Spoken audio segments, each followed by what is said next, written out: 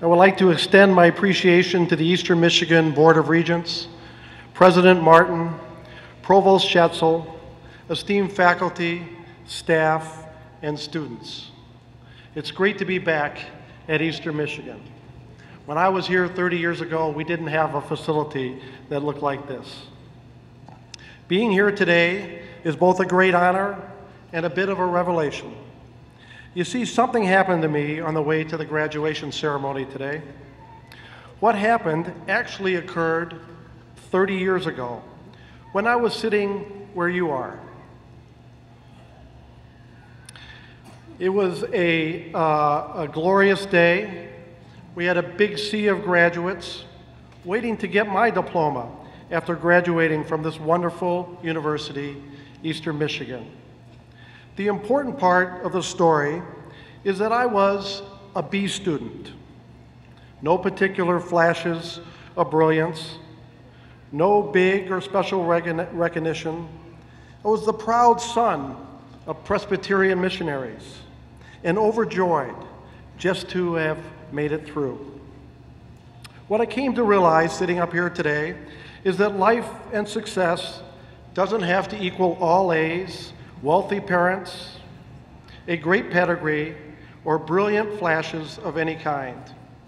What I have discovered through a lifetime of learning from good parents, good teachers, great mentors, the right friends, and a warm and supporting wife is that what really counts is an honest effort, a good day's work, and treating every person who is either up the ladder or down the ladder in the very same way. When I left Eastern Michigan, I never dreamed I would have the chance to be the chairman and CEO of one of Michigan's largest banks, or for that matter, the commencement speaker at my own alma mater. I was actually lucky to find a job at all. After 25 interviews, I received one offer. Working at Manufacturers Bank of Detroit, starting as a teller in their branch management training program. But I was grateful for the opportunity to learn banking, and with a positive attitude, I was soon promoted to an officer position called the cashier. Yeah, that was all well enough and good until it came out in the alumni news that Dave Provost was now a cashier.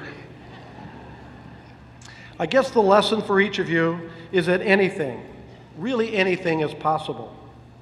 Don't be afraid to dream, and don't ever be frightened by a few tough moments and some breaks that don't go your way. There's always tomorrow. Even in Michigan, the sun will shine, the snow does melt, and the weatherman is often wrong. It reminds me of a story of a young lawyer who, after graduating from law school, isn't able to find a job. So being an industrious young person, he opens his own law practice and waits for his first big case to come along. After a few months of waiting, an old farmer in his best overalls walks into the office looking for a lawyer. The farmer tells the young lawyer that he would like to sue the railroad because he thinks they killed his only cow. The lawyer was thrilled, his first case, and his first opportunity to make it as a lawyer. He filed the lawsuit against the railroad.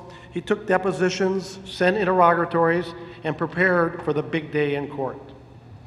On the day of the trial, as he was making his way up the courthouse steps, the senior lawyer for the railroad, you know, one from those big Ivy League schools, all decked out, dressed in a three-piece suit, approached the young lawyer and offered to settle the case for $500.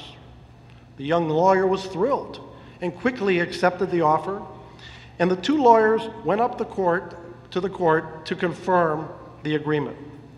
On the way out of the courthouse, the senior lawyer put his arm around the young lawyer and said, "Well, you've certainly learned your first lesson as a lawyer today.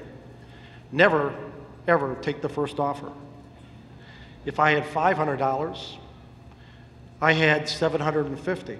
And if I had $750, I could surely paid you $1,000. You're never supposed to take that first offer." The young lawyer looked up at the senior lawyer and said, "Yeah, the lesson's not mine. I know that that cow came home last night.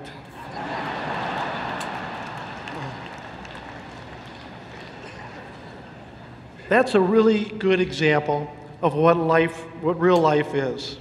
It's often not the well-planned, orderly, step-by-step progression of good and better and great. It's more often the surprises, the unknown, and the unexpected paths that fate designs that will lead you and guide you through the twists and turns that we call real life. As you leave the warm embrace of college life, don't let the first door that closes discourage you, for you are just one step closer to a door that will open. In my travels, I have come to recognize a few absolutes that, if employed properly, can be the framework for a successful career, no matter what field or profession you undertake.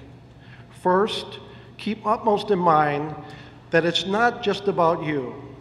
It's okay to build yourself up, as long as it's not at the expense of those around you. Don't leave behind the colleagues, your coworkers, and those who contributed to your success. Allow them and encourage their ability to get ahead as well. Second, don't get sidetracked. Stay mission-focused and keep the goals that you have set for yourself intact, even with the eventual moments of adversity that will come. It happens to everyone, and it's all about growing as an individual. Don't let those tough days set you back. Instead, let them be what they're supposed to be, lessons to build character and strength. And as you walk the campus, and as you walk this campus of this great institution as I have, let the message that you are true EMU be a reminder that what you have learned here is to assimilate the lessons of good teachers, good role models, and good friends into positive action and positive thinking. When I was here, there was no class in how to set up a bank 101, buying a bank 201, selling a bank 301, and taking a bank public 401. If nothing else, be proud of what you have accomplished here. You've earned it, and it is now yours to keep and cherish. Allow it to be the stepping stone to further goals and accomplishments.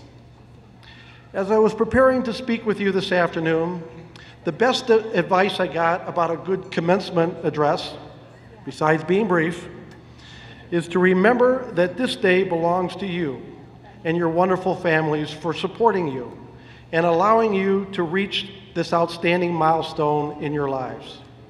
So let me conclude with this final thought and a hope for each of you.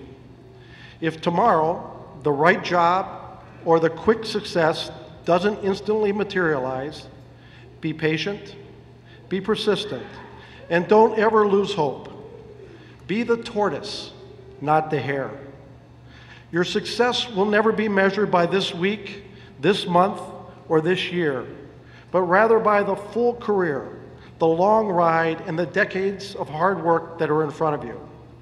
It is my hope, and the hope of all of those who encouraged and supported you, to reach this pinnacle that you have, for you to use the lessons learned here to find your way, keep your head held high, and be a positive force for good. And always remember, with the right intentions, you can and will change the world. Thank you very much.